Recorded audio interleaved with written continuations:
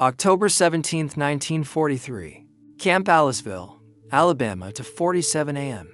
The mess kit trembled in his skeletal hands as the German prisoner stared at his first American meal. For 3 years in the Africa course, he had survived on sawdust bread and coffee. Now at 128 pounds, he faced scrambled eggs, bacon, white bread with butter, real coffee with sugar, and cream, more food than he'd seen in months.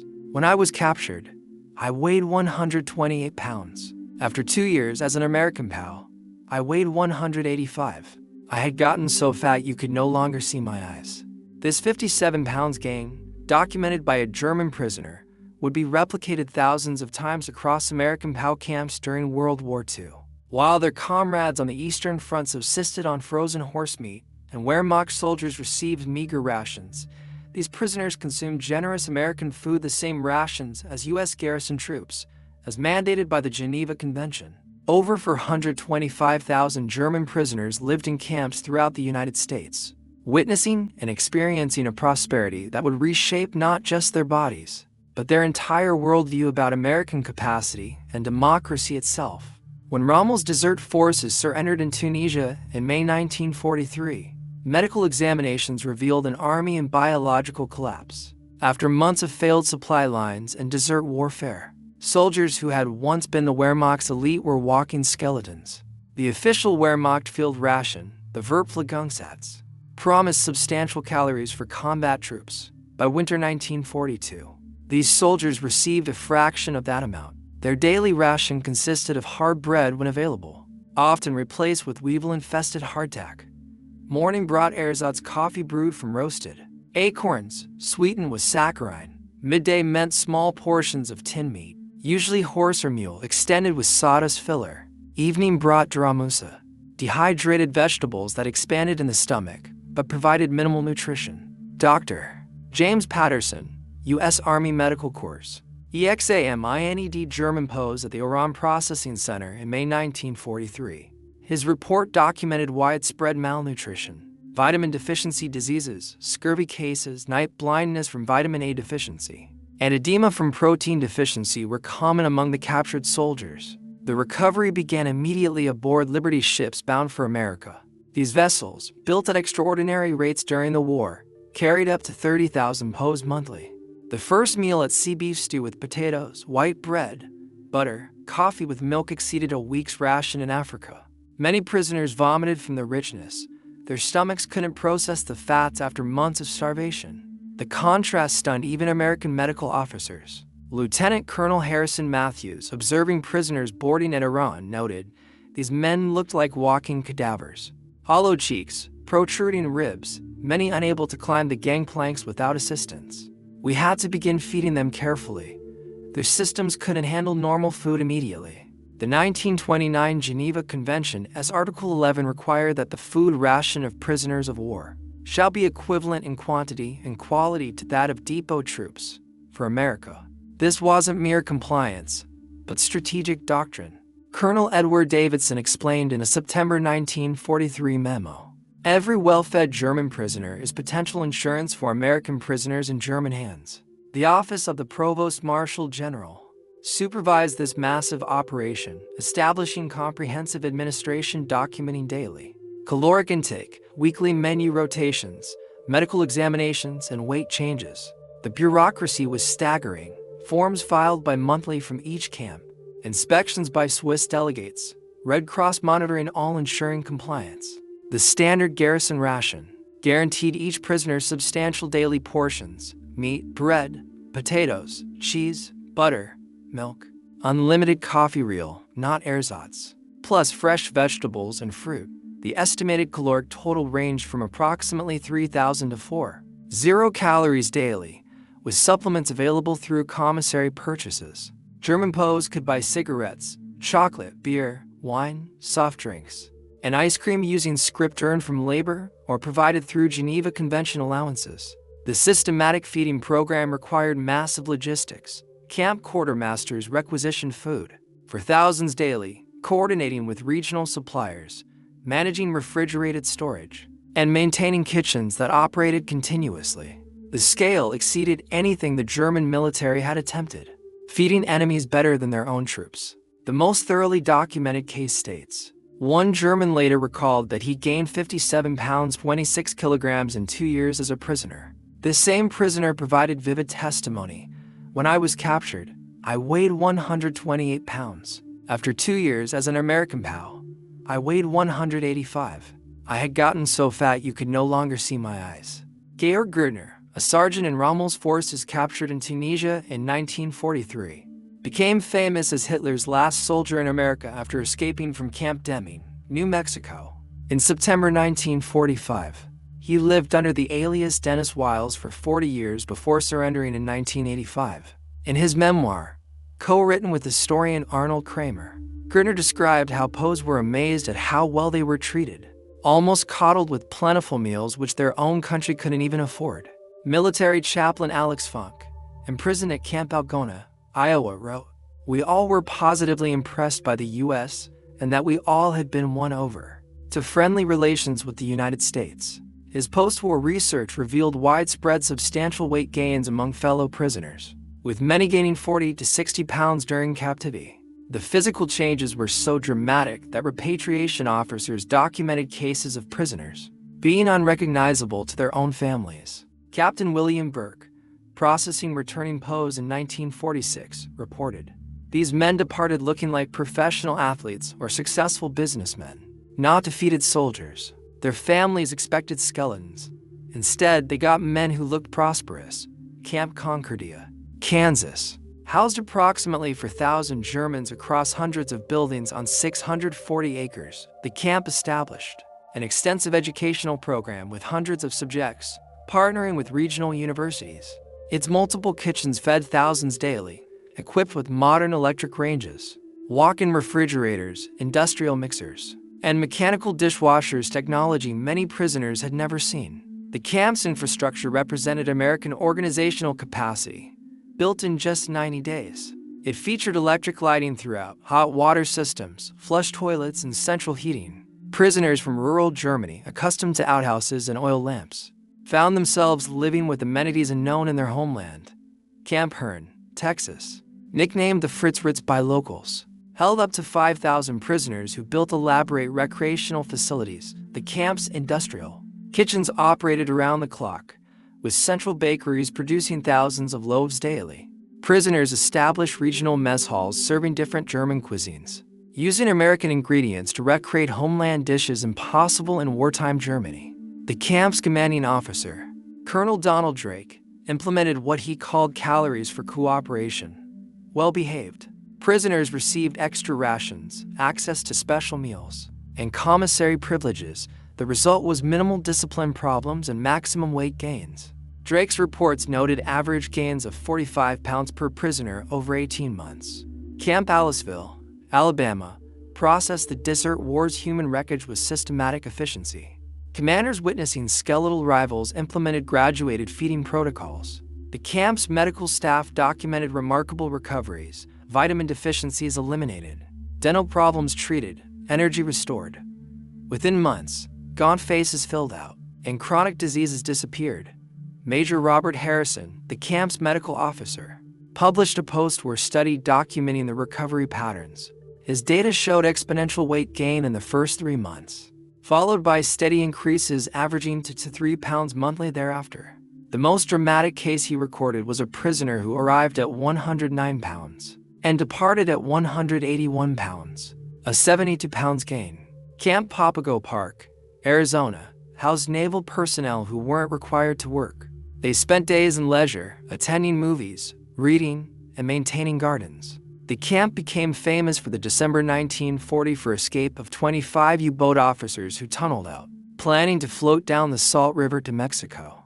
They discovered the river was dry. All were recaptured quickly, several surrendering when hungry. Even the desert offered less sustenance than camp kitchens. The disparity between POW treatment and civilian rationing generated intense public controversy. While German prisoners enjoyed military rations, American families navigated complex point systems and scarcity. Sugar, coffee, meat, butter all restricted for civilians, while POWs received these items daily without limitation. Dorothy Mitchell of Topeka wrote to her congressman in 1944, "My 3 sons fight in Europe. while German prisoners here eat steak twice weekly. I haven't seen steak since Pearl Harbor. My family's monthly meat ration is less than these Nazis eat in 3 days. How do you explain this to a mother? The government's response emphasized reciprocity, treating German prisoners well protected American POWs. Propaganda posters proclaimed their good treatment ensures ours. Radio broadcasts stressed that 90,000 American prisoners depended on German compliance with Geneva standards. Yet public resentment simmered, especially when prisoners worked local farms and ate better than the farmers employing them. The racial dimensions proved particularly inflammatory. Black American soldiers, including Rupert Trimingham, noted that German prisoners could visit restaurants where they were barred. Trimingham's famous letter to Yank magazine described watching German POWs served in a Texas restaurant while he, in uniform with combat ribbons, was directed to the kitchen door for takeout.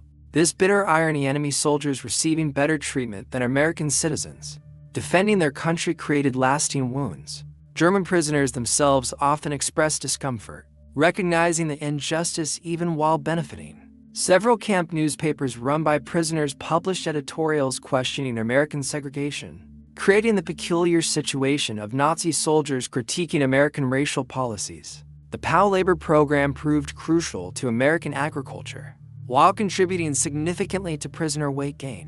By 1944, over 300,000 POWs worked American fields, harvesting the crops that would feed both America and its allies. The program generated millions in revenue while providing prisoners with supplemental nutrition beyond camp rations. Farmers desperate for workers competed to treat POW work crews well. Morning meant farm breakfast, eggs, bacon, pancakes, coffee. Noon brought hot meals delivered to fields, fried chicken, mashed potatoes, vegetables, pie. Afternoon meant cold drinks and snacks. Evening returned them to camp for another full meal. Combined intake often exceeded 5,000 calories daily. In Nebraska's sugar beet fields, prisoners witnessed mechanization that redefined their understanding of agriculture.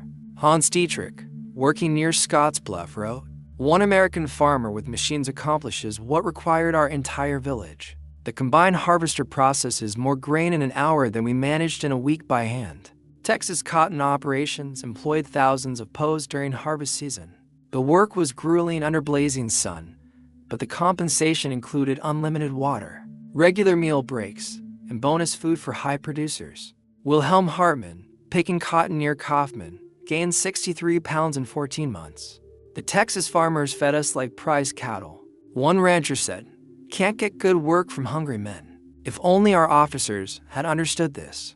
California's Central Valley presented the ultimate irony. POWs picked peaches, apricots, and oranges, eating freely while working. They watched perfectly good fruit bulldozed into pits when markets were oversupplied. Kurt Vogel wrote, "Mountains of oranges are destroyed while my family survives on turnips. I begged to send them to Germany." The farmer explained, "It was economically impossible. This waste amid plenty broke something in my understanding of the world." Military medical officers tracked the biological changes with scientific precision. Major Thomas Richardson, chief medical officer for the 8th Service Command, compiled statistics from 50,000 examinations between 1943 and 1946.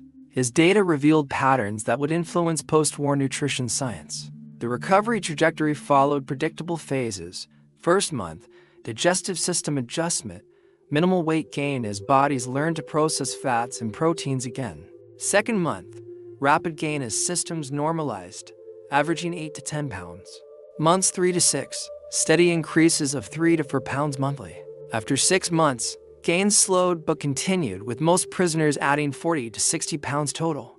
Health improvements paralleled weight increases. Vitamin deficiencies disappeared within 90 days. Scurvy cases recovered completely. Night blindness resolved. Dental health improved dramatically after treatment. Over 400,000 procedures performed on German POWs, from extractions to complex bridge work. Many prisoners received better dental care than they'd had in their entire lives. German physicians working in camp hospitals documented unexpected problems, conditions of plenty rather than poverty. Dr. Friedrich Hoffmann at Camp Butner noted, "We see diabetes emerging in men who survive on 1,000 calories, hypertension in soldiers who had low blood pressure from malnutrition, gout from rich foods." These are diseases of prosperity appearing in former prisoners of starvation. The psychological impact paralleled physical changes. Camp psychiatrists reported widespread guilt about gaining weight while families starved. Captain James Murray documented prosperity trauma. The mental distress of improving health amid homeland suffering. Prisoners expressed shame at their appearance, anxiety about explaining their condition to families, guilt about enjoying meals while Germany collapsed. Christmas 1944 presented the starkest contrast between American plenty and German poverty. While the Battle of the Bulge raged, while German civilians received turnip rations, American camps served holiday feasts that exceeded anything prisoners had experienced. Even before the war, camp menus from December 24 to 25, 1940 were preserved in military archives. Document extraordinary meals. Roast turkey averaging 1.5 pounds per man, glazed ham, with pineapple mashed potatoes, with butter and cream, sweet potato casserole, green bean casserole, cranberry sauce, fresh baked rolls, multiple varieties of pie, ice cream, eggnog for officers, unlimited coffee and cocoa. Churches and civic organizations contributed beyond official rations. The Methodist Women of Hearne, Texas, delivered 2,000 homemade cookies to Camp Hearne. Concordia's Lutheran congregation provided hand-wear-upon scarves for every prisoner. Even communities struggling with rationing shared their allocation with enemy prisoners, an expression of American generosity that prisoners found incomprehensible. Feldwebel Richard Steinberg described the scene. "We sat before this feast knowing our families had nothing. Men wept openly, not from joy, but from the weight of contrast. How could we celebrate while Germany starved? How could we refuse this kindness from enemies? We ate in silence, each bite a betrayal and blessing combined." Despite extraordinary treatment, escape attempts remain minimal, just 2,122 attempts from 425,000 prisoners, with virtually no permanent successes except Georg Gertner. This 0.5% attempt rate was the lowest of any major POW population in modern warfare. The reason was simple: camps offered better conditions than freedom. The Great Papago escape illustrated the futility. 25 U-boat officers spent months digging a 178-feet tunnel using spoons. Hiding dirt in the volleyball court, they'd convinced guards to let them build. Their plan to float down the Salt River to Mexico failed immediately. The river was dry. Within 3 weeks, all were recaptured, most surrendering voluntarily when hunger struck. Captain Jürgen Wuttke, the escape leader, reflected decades later, "We were ideological idiots. Inside the camp, we had food, shelter, safety, even entertainment. Outside was desert, hostility, and certain recapture. We risked everything to escape from paradise into hell." It made no logical sense, only ideological sense, and ideology doesn't fill stomachs. Most prisoners recognized reality. Where would they go? How would they survive? Speaking limited English with German accents, lacking documents or money in a vast country where every citizen was alert for escapees, the practical obstacles were insurmountable. More importantly, remaining in camp meant survival. Escaping meant returning to combat if successful, starvation if not. POWs working near factories witnessed production that shattered their understanding of industrial capacity. At Campbell's soup facilities, they watched single production lines process more food hourly than German factories managed daily. Near Detroit's Willow Run plant, they observed B-24 bombers rolling off assembly lines every 63 minutes faster than Germany could. Produce training aircraft. The psychological impact was devastating. Otto Lowy, an engineer from Kranz, worked near a steel mill producing 10,000 tons daily. "We finally understood this wasn't a war between armies, but between industrial systems. They could lose 10 tanks for every one they destroyed and still win.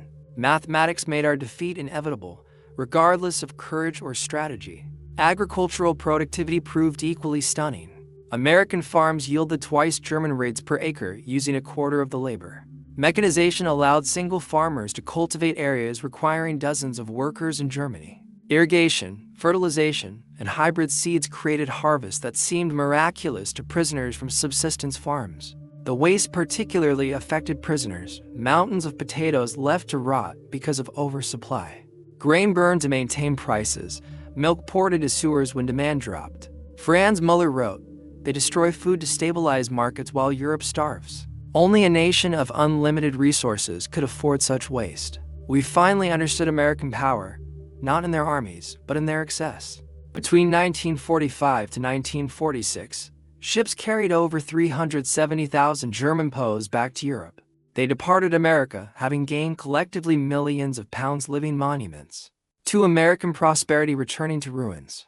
The contrast proved tragic on multiple levels. Returning prisoners faced devastated cities, starving families, and social tensions. Their healthy appearance marked them as different, privileged, somehow complicit with the enemy. Families couldn't understand how they gained weight in captivity while Germany starved. Communities resented their prosperity amid universal poverty. The physical reversal was swift and brutal. Military government surveys tracked former POWs losing 30 to 50 pounds within 6 months of return. Bodies built on American rations couldn't survive on German scarcity 1,550 calories daily if fortunate, often less. The American weight disappeared, leaving men who looked older than when captured despite their captivity comfort. Heinrich Weber returned to Hamburg weighing 186 pounds, up from 130 for a capture. 6 months later, he weighed 138 pounds. The American body couldn't survive on German rations, he explained. I gave my food to my children, lived on potato peels and stolen grain. Better to have known hunger continuously than to know fullness and lose it.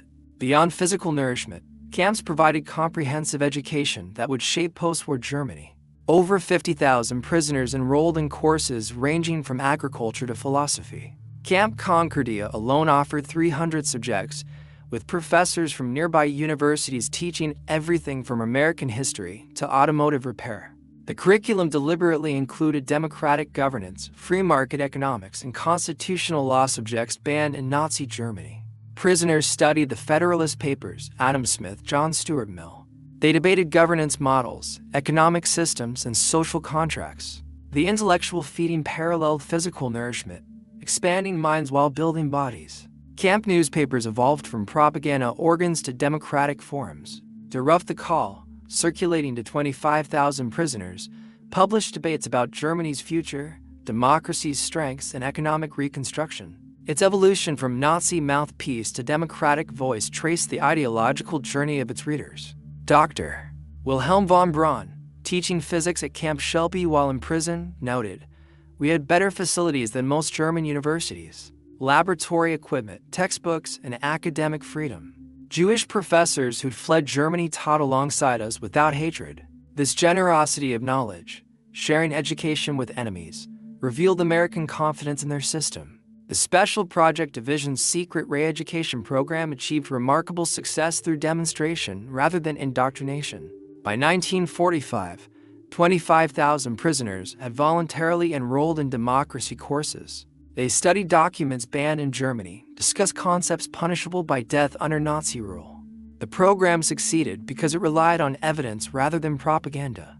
Prisoners saw democracy functioning daily. They experienced free speech in camp newspapers. They observed racial problems discussed openly in American media, self-criticism impossible in totalitarian systems. Every pound they gained was proof that democracy produced prosperity. Former Wehrmacht officers who'd sworn oaths to Hitler found themselves planning democratic reconstruction. Colonel Hans von Luck, veteran of Poland, France, and Africa, wrote, "We arrived as convinced Nazis.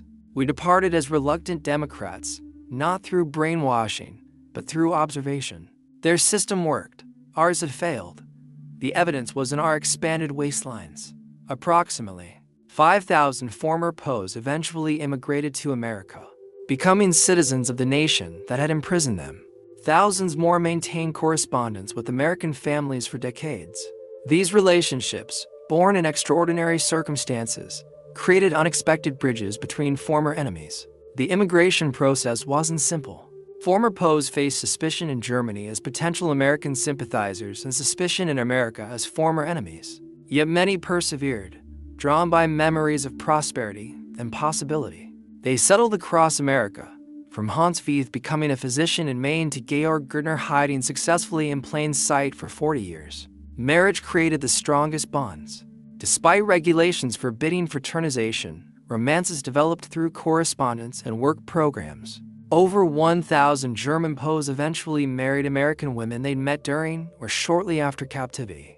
These families embodied reconciliation, Former enemies united through love rather than conquest.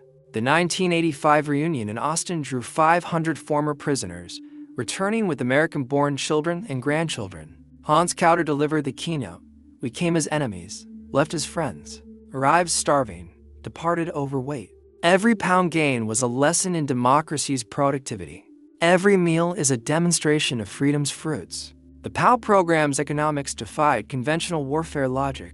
Costing hundreds of millions, it generated nearly equivalent value in agricultural and industrial labor, essentially self-funding while achieving immeasurable strategic benefits. Each well-fed prisoner became inadvertent testimony to American strength, their expanded bodies proof of American capacity. The program achieved multiple objectives simultaneously. It protected American POWs through reciprocity. Germany treated American prisoners better than Soviet prisoners, partly due to American treatment of Germans. It alleviated critical labor shortages with POWs harvesting crops that fed both America and its allies. Most importantly, it transformed enemies into potential allies through demonstration of prosperity. Post-war analysis revealed the program's influence on German reconstruction. Former POWs implemented American agricultural methods, increasing German yields 30% within 5 years. They introduced American management techniques, helping drive the Wirtschaftswunder, economic miracle. Their experience shaped a generation of German leaders oriented toward American partnership, rather than Soviet influence. Colonel James Patterson's 1947 analysis concluded, "We purchase future peace with present food." The collective weight gain, millions of pounds, represented American agricultural surplus converted into political capital that paid dividends. Throughout the Cold War, the German POWs who gained 50 pounds in American camps embodied World War II's deepest irony. While their homeland starved, they thrived. While their families queued for turnips, they chose between dishes. While their comrades died on the Eastern Front, they attended movies and played soccer. This impossible reality, enemies eating better than allies, proved strategically brilliant. Their physical growth testified to a profound truth. America could afford generosity, even in total war. Democracy could feed even its enemies. Freedom produced plenty while tyranny produced poverty. The 57 pounds gained documented by one prisoner was replicated thousands of times. Each pound evidence of American agricultural and industrial supremacy. In the final analysis, America's greatest weapon wasn't its armies or arsenals, but its dinner tables. Tables large enough to feed enemies, generous enough to transform warriors into witnesses, abundant enough to purchase lasting peace through temporary plenty. The German POWs discovered their true enemy wasn't America, but the ideology that had led them to war against such prosperity. Every pound gained was a pound of Nazi ideology lost. Every meal is a lesson in democratic productivity. Every full belly testimony to freedom's capacity to create rather than destroy. They returned to Germany heavier in body, but enlightened in spirit, carrying within their transformed flesh the seeds of reconciliation and the memory of impossible generosity from a nation powerful enough to feed even those who came to destroy it.